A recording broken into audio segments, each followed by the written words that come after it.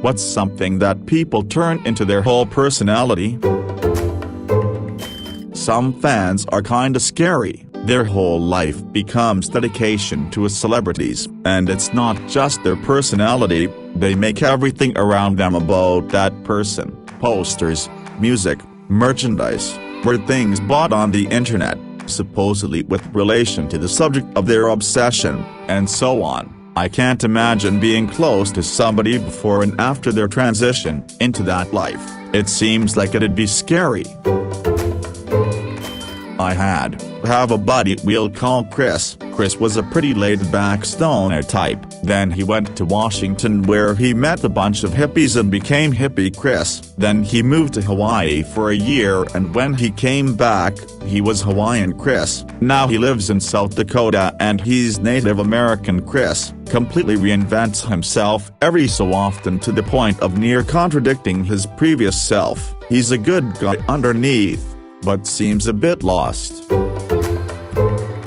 In defense of Chris, he probably views this as personal growth. Man, he thinks, I used to be a lazy stoner, but since I moved to Washington my eyes have been open to the life I was living, and now I'm determined to become a better person. This narrative would continue with every shift in his life, and he'd look back on the younger man as being someone he's glad he's moved on from. He'll hit a time in his life where all of the lessons he's learned will make sense in the context of this journey, and hopefully he'll be happy with the man he's become as a result. Especially when their partner is also a single-issue identity person. Army wives is one. Or a girl that dates a guy in a band sometimes, or that guy whose girlfriend plays games, but that's like all she does. One hilarious instance is this girl whose boyfriend was in our equivalent of the reserves. She's convinced he is this badass who fought in Iraq and Afghanistan and all over the world. Guy was like 8 to 10 years old when Iraq happened, and younger again when Afghanistan happened. Not only that, but we're a neutral country. We don't have soldiers all over in hot spots. They have been engaged for like 6-8 years, but he doesn't make as much money as a mall security guard as he pretends he does as a military contractor, so he spends all his money appearing to have money then saving for the future. He also has to keep her at arm's length because he isn't very smart and his lies aren't very good, so he's kind of stringing her along in limbo. Meanwhile, she is rubbing how badass he is in everyone's face. I actually told him to tell her, and tried to tell her, because I thought it was all unusually cruel. As you can imagine, it didn't go well. Tried to do the right thing, caught shit for it. Now I get to laugh guilt-free as they both fucked their lives up. She's like 30 now, and never had a job, because she is sure he's gonna pay her way. Sometimes my GF and I will hang with her work friends, who are all nice and stuff, but all they talk about is work 90% of the time we hang. Most of the time I'm just sitting there trying to understand WTF they're even talking about. I don't work in the same field, or just stick around on my phone. They've even called themselves out before many times, realizing how boring it must be for me, and whoever else is there that doesn't work there. I'm wondering if they'll all still be friends once they all quit and move on with their lives. It seems like they don't really have much in common besides the fact that they all hate their jobs and their boss, managers. I would expect that out of older people, because they were able to spend 30+ years at the same company, probably with many other people who did the same, and for most likely lots of other reasons unique to working through the 1970s on. My dad was a state trooper for 37 years, probably his third ever job after being a paperboy as a kid and briefly a mechanic, and didn't seem to know what to do with himself after he was made to retire because he was about to hit the 60-year age limit. He wore a commemorative state patrol belt buckle for probably over 20 years until my mom finally talked him into wearing a normal one. That job was, and still is, most of what he talks about, and he still drops by his old post to chat up his old co-workers. When it's younger people, yeah, I don't get it, and I tend to feel bad for them. I like to say that something is fucked if you would rather be away at work than at home, whether you're having family problems or live in a shithole or whatever. So that's my first assumption whenever I hear about someone who obsesses about work. I was looking for this. I have a friend who was exactly like that. When they moved in on their own, they'd keep calling me to ask me what gay decorations they should buy for their new place. Everything about them has to be gay apparently, because being part of the LGBTQ+ community isn't enough. When I say everything, I mean down to enjoying iced coffee. Iced coffee is delish and is enjoyed by a lot of people, not only the gays. Always posting stories about how their outfit is gay, or how about their eyeliner game strong because they are gay. I'm queer myself, but Jesus Christ, that isn't the only interesting thing about me. It's just sad when I see people make their queerness their whole personality. I don't know if they're doing it to stand out, feel accepted, or attract others of the same kind. If anything, it makes me want to be less of a friend to you. Out of all my friends who are queer, this specific person I think puts the most emphasis on their sexuality. My other friends are like, oh yeah, I am gay /bi pan etc. Anyway, where do you wanna go eat? I really hope this isn't taken the wrong way, but it's always weirded me out when anyone makes sexual orientation, or sex in general, or like a fetish, whatever, a major pillar of their identity. I think it's kinda weird when adult men are players and treat women like objects. I think it's kinda weird when adult women are guy crazy and treat men like objects. I think it's kinda weird when being gay /bi whatever is the center focus of your life. I think it's kinda weird when, insert literally anything here, becomes the central way you see yourself. Maybe I have a weird sense of identity, but I feel like identities are complex, and they really shouldn't be so reducible. I mean hell, I'm pretty sure I'm on the bisexual spectrum. Warm fuzzies for men and women, and it's something maybe 5 of my friends know. It's not because I'm ashamed of it. It's because I literally see it as a natural aspect of who I am, and have never felt like there was a time I needed to address it. Nothing changed, really, when I discovered that about myself. I know my family wouldn't be happy about it, but when they found it out, I really gaff. I can appreciate how people would gravitate toward an identity, more so than others if the identity is stigmatized, and by living this identity visibly they are able to find other people, support, etc. But more often than not I feel like this isn't what people are living an identity. More often than not I see it as a coping strategy for persons who are actually really uncomfortable moving through the world. I haven't seen this one yet, but gaming don't come for me. I'm not talking about everyone that games, I'm talking about the people watching obnoxious gaming YouTubers and turning their personality into them. The bers are acting that way to get money and get an audience, in front of a camera not all the time. I enjoy watching gaming videos, Sapnap, Wilbursuit, and I think they're nice. But some are just so obnoxious I can't stand them. I won't name them, but I think we all know what I'm referring to. Sorry this is long. Thanks for listening to me rant. Smile. Thanks for all the upvotes guys. I really thought I was going to get a lot of hate for this one.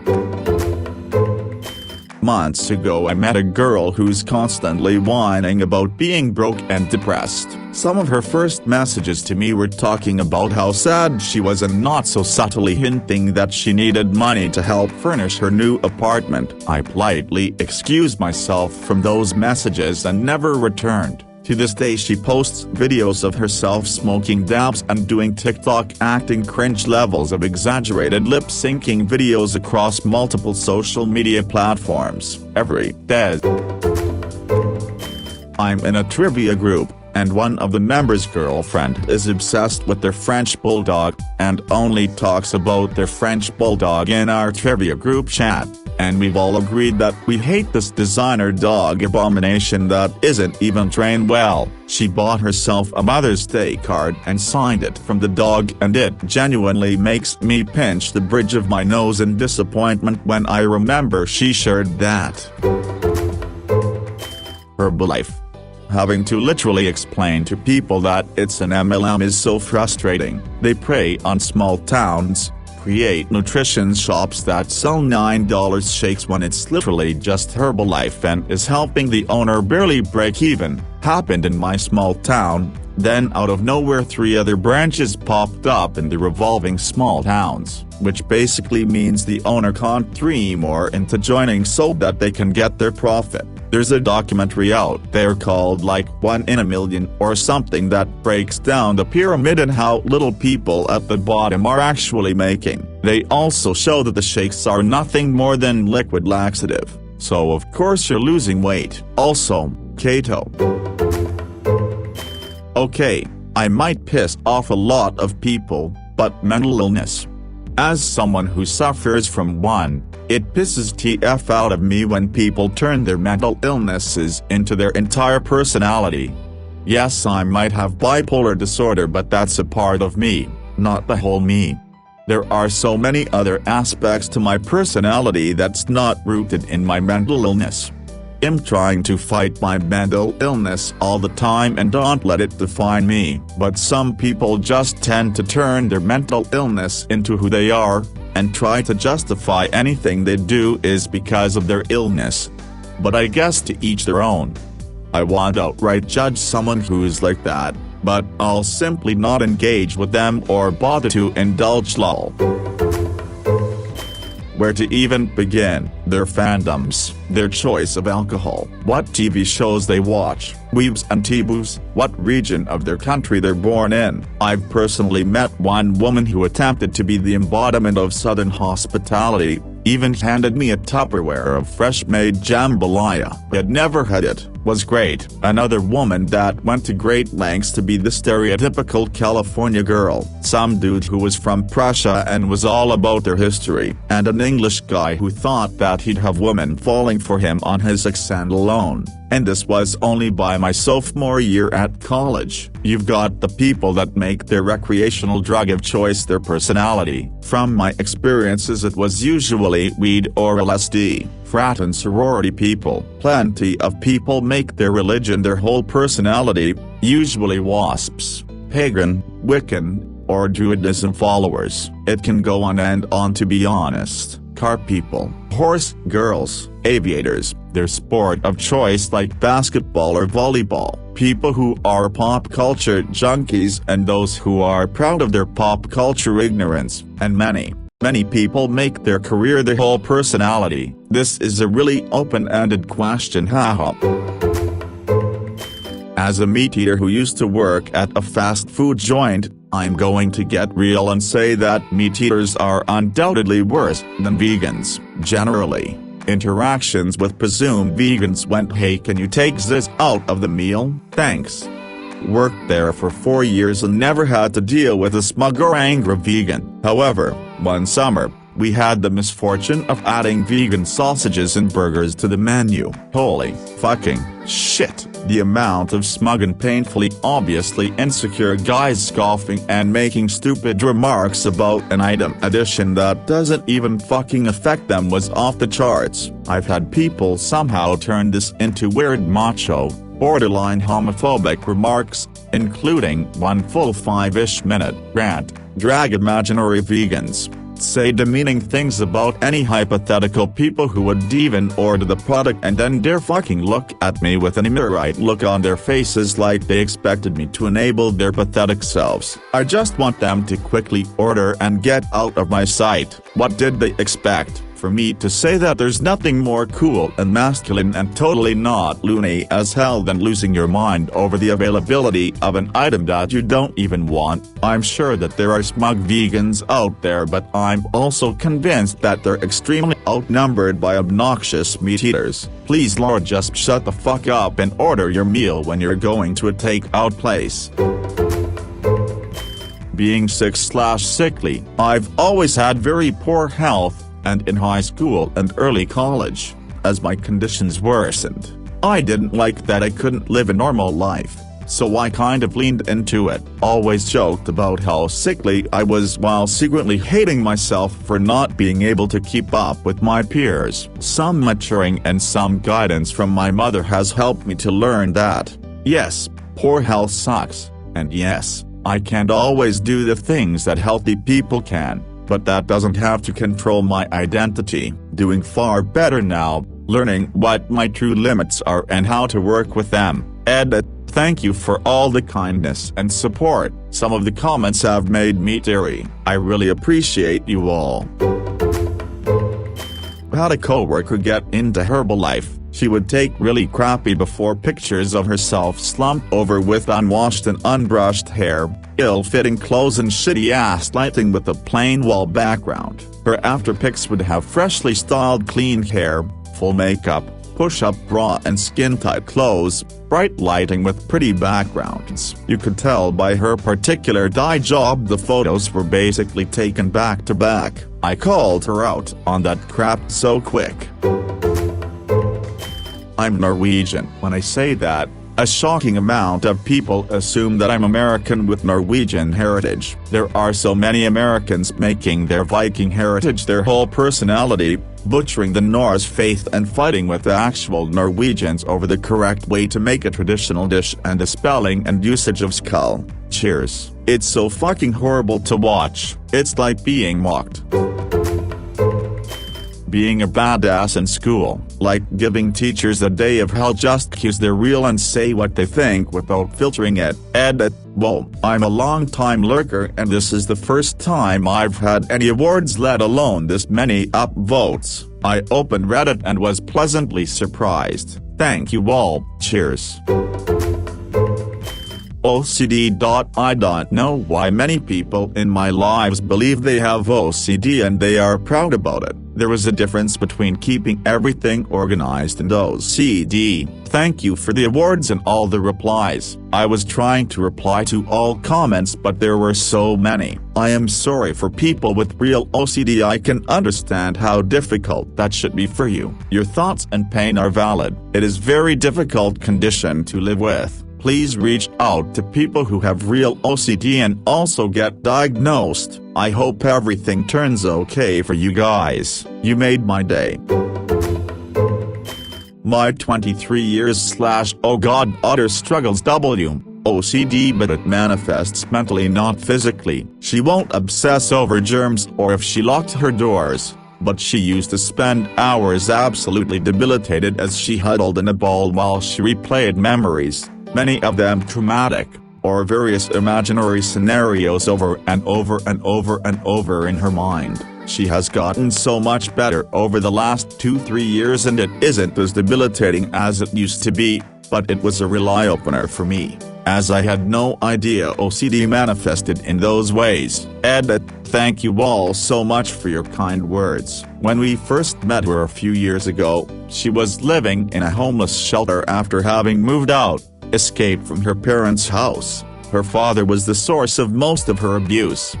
And he is also a psychiatrist, so he knew how to fuck her up with precision. She was so debilitated by her OCD she couldn't keep her medical, counseling, or casework or appointments, which made everything worse. And nobody at the shelter bothered to find out what was wrong or help her at all. We helped her to establish a consistent routine, get and keep her appointments, make sure she got the right meds and counselors that worked for her, etc. 3 years later, she's now living in a private group home for adults with controlled, severe mental illness, has a great counselor and support group, is on the correct meds, and is doing so much better. She has become so much a part of our family in the past 3 years. We told her that when she turns 25, if she wants, we will legally adopt her as our daughter, hence why we refer to her as our goddaughter. It has been a difficult journey, but very enlightening and so worth it. I have never seen as much salt produced so quickly as when Disney suspended things for annual pass holders during COVID. I have a few friends who go to Disney obsessively and they were fucking pissed they couldn't go to Disney and that Disney dare make changes to the program in the midst of a pandemic.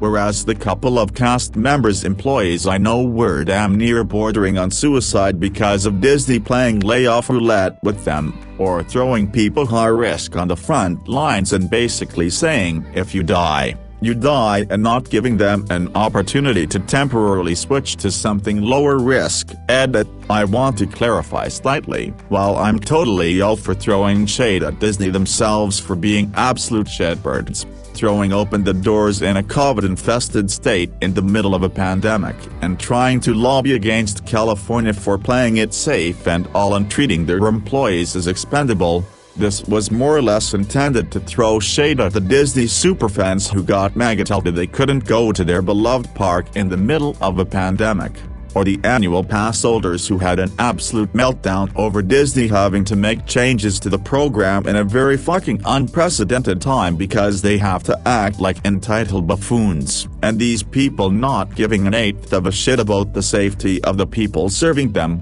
Open my park now.